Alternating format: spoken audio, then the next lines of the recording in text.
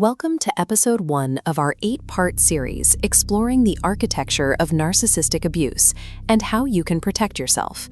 Let's look closely at what happens when the mask drops its charismatic smile.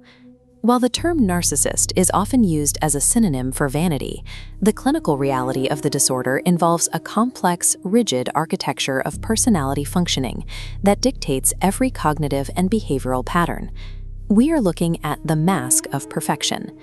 The common assumption is that these individuals are driven by self-love. In reality, their outward confidence hides a panic-inducing fear of their own insignificance, a core deficit that requires constant external validation to keep at bay. This creates a difficult mystery. How does a mind obsessed with its own superiority function when its foundation is absolute, debilitating fragility? To survive this internal instability, the narcissist builds a rigid, impenetrable psychological architecture designed to protect their ego at the expense of everyone around them. Diagnostic systems like the DSM-5-TR and the ICD-11 define narcissistic personality disorder through a pattern of specific impairments in interpersonal functioning and psychosocial adaptation. This maps the diagnostic criteria, starting with the core node of grandiosity. This involves a preoccupation with fantasies of power, brilliance, or ideal love, expecting superiority without objective achievements. This exceptionalism leads to entitlement, an unyielding expectation of favorable treatment and automatic compliance. These demands for admiration are symptoms of a deeper deficit, the severe impairment of empathy. Clinical research distinguishes between cognitive empathy, the intellectual ability to understand what someone is feeling, and emotional empathy, which is the willingness to care about or identify with those feelings.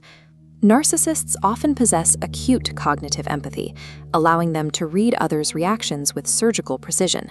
However, they use this data solely to monitor how others reflect their own self-image, transforming the ability to understand emotions into a tool for manipulation.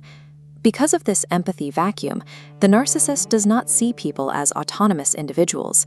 They view others as instrumental objects used to regulate their own unstable self-esteem. Pathological narcissism is not a monolith. It exists on a spectrum with two vastly different phenotypic expressions. The overt narcissist is characterized by blatant arrogance, social dominance, and aggressive attention-seeking behavior. The covert narcissist presents through internalized hostility, a deep sense of shame, and hypersensitivity to criticism, often adopting the role of the victim to gain control. This scale plots overt, aggressive traits on the left and covert, victimized behaviors on the right. Despite outward differences, the root remains the same. The internal architecture is identical, an extremely fragile ego requiring continuous external regulation to survive.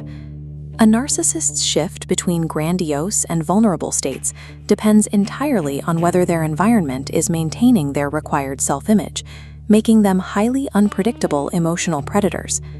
This pathology often stems from a lack of emotional mirroring in early childhood, leaving the individual without the internal resources to maintain a stable sense of self.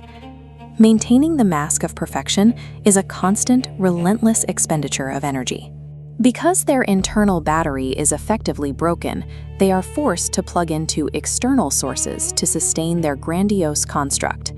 Narcissistic relationships function as survival mechanisms, treating the partner as an emotional resource to be consumed rather than a human being to be loved.